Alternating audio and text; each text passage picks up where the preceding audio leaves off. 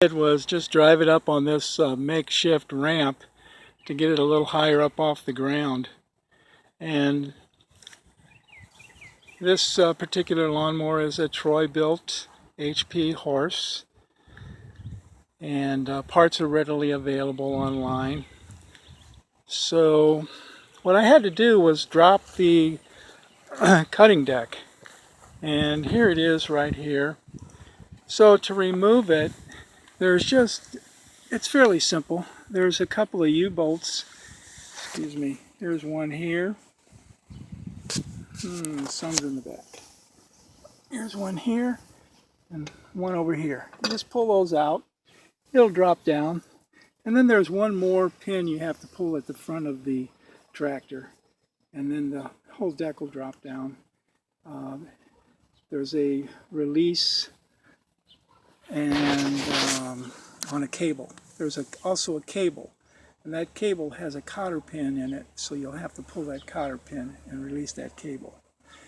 Then once the deck was dropped down, I just slid it out, and I noticed that one of the pulleys was wobbling. As you see here, this pulley here, this one's in good condition, but the one on the other side was wobbling, and it was loose. The blade had dropped down.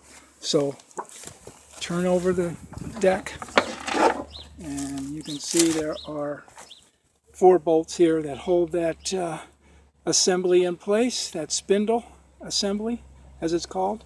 And take those 4 bolts out and the spindle will drop right down and you can pull it out.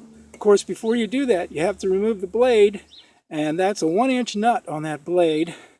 And I didn't have a 1-inch socket, so I had to use my crescent wrench.